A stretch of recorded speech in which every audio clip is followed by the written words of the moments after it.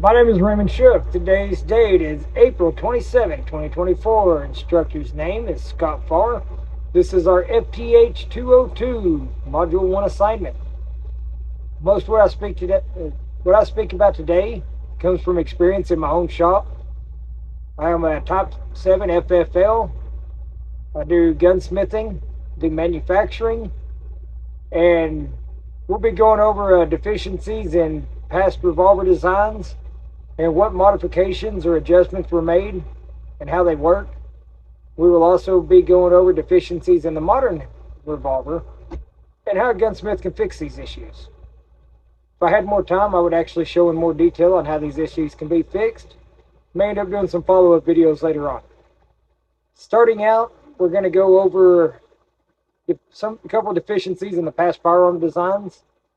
Number one, what I've seen messing with revolvers and growing up with them, I've messed with black powder and modern. With the old style cap and ball or the old style flintlock revolvers, you had to worry about the powder getting wet or dust getting in around the bullet where they used to put wax to hold the bullet in place.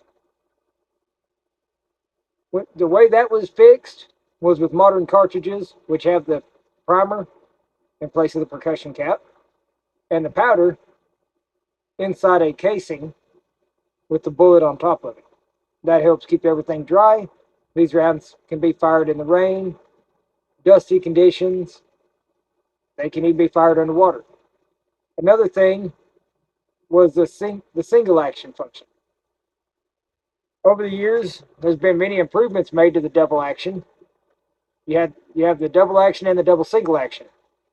The way that works, instead of having to pull back and then pull the trigger, now you just pull the trigger and the hammer cycles with the trigger.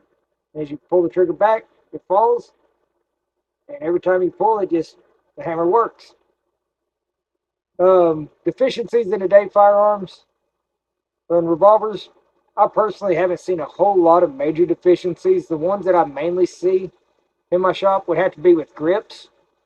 Nowadays, everybody's throwing these cheap plastic grips on, and for most people, they're either too small or too big for their hands. A grip can be as simple as ordering one and putting it on of the customer's choosing, whether it be wood, bone, antler, something made out of a duck bill, just throwing something random out there. Um, Sometimes you have to do some modifications, like if there's not a grip out yet, you find one that's close to it, and you shape and modify that grip down until it fits. I've even gone as far as taking a piece of maple and sanding it down and cutting it down to shape to make it fit. Another thing would have to be optics. Not very many of the revolvers nowadays have a place for optics. So sometimes you end up having to drill holes and tap them just to put a Picatinny or weaver rail on. We're going to finish that discussion here and keep an eye on future videos. I may end up doing something with optics here down the road. But that'll be it for this time. Y'all take care. Shoot safe. And I'll catch you next time.